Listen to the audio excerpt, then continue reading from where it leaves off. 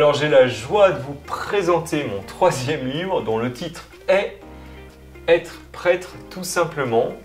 Les réflexions d'un prêtre heureux dans une église tourmentée.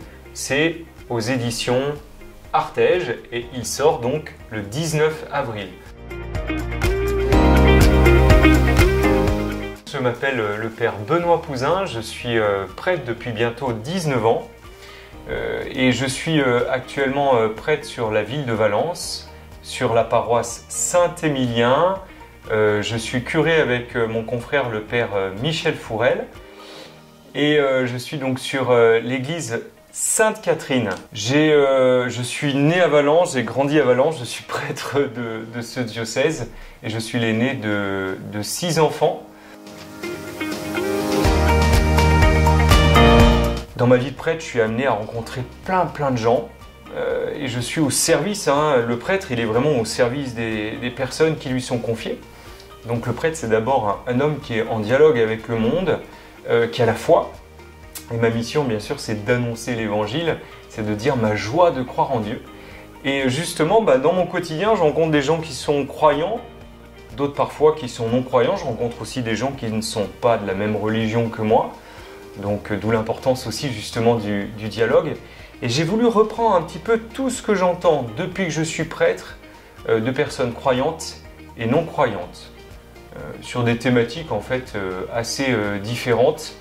Parce que le prêtre, il vit dans le monde, il est envoyé au service du monde. Et d'ailleurs, je commence avec cette belle citation de Jésus dans l'évangile de Jean au chapitre 3. « Car Dieu a tant aimé le monde qu'il a envoyé son Fils dans le monde, afin que quiconque croit en lui ait la vie éternelle. Car Dieu a tant aimé le monde qu'il a envoyé son Fils unique, non pour juger le monde, mais pour que par lui le monde soit sauvé. » Et donc, ce troisième livre qui arrive, c'est quelque part un peu une réponse à tout ce que j'entends depuis que je suis prêtre, de gens à la fois croyants et non croyants. Alors c'est sûr que c'est vrai que le monde a beaucoup changé et c'est ce que j'explique aussi dans ce livre et nous sommes confrontés à des questions diverses et variées. Toute la question autour, et ça je l'aborde beaucoup, de la pauvreté, toute la question aussi que le pape François a à cœur autour par exemple de l'accueil des migrants, toute cette question aussi autour de l'écologie dont on parle aujourd'hui beaucoup. Donc je reviens sur ces grands sujets, les grands sujets aussi éthiques, morales, sexuels. Aujourd'hui on est confronté à des grandes questions autour aussi de l'identité, la question de l'homosexualité, la question aussi aujourd'hui de l'avortement, aussi tout le débat qui est actuellement sur la fin de vie.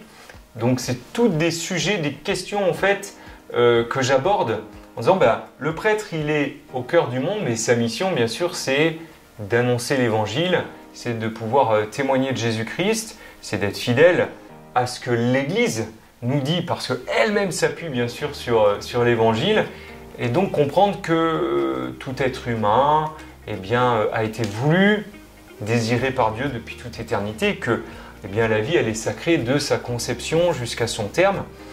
Et comment finalement, à travers ce que dit l'Église, en s'appuyant sur l'Évangile, comment elle peut être aussi justement en dialogue avec le monde face aux grandes questions qui se posent aujourd'hui et qui sont extrêmement importantes. Ce livre arrive comme étant le troisième, on dit souvent jamais 203, mais là effectivement, donc j'ai eu le premier livre que j'ai écrit dont le titre est « Je fais le plus beau métier du monde » dans lequel je raconte un peu tout mon cheminement, ma rencontre personnelle à 14 ans avec le Seigneur, et puis l'appel à être prêtre. Donc je raconte aussi à travers cet appel tout ce chemin qui m'a conduit jusqu'à mon ordination de prêtre. Et puis un deuxième livre dont le titre est Dieu, la vie, la mort, l'amour. En fait, c'est une boîte à questions, on appelle ça la boîte à questions du Père Benoît. Et j'ai repris en fait toutes les questions que j'entends depuis que je suis prêtre, d'enfants, de jeunes, un petit peu sur ces 4 grandes thématiques.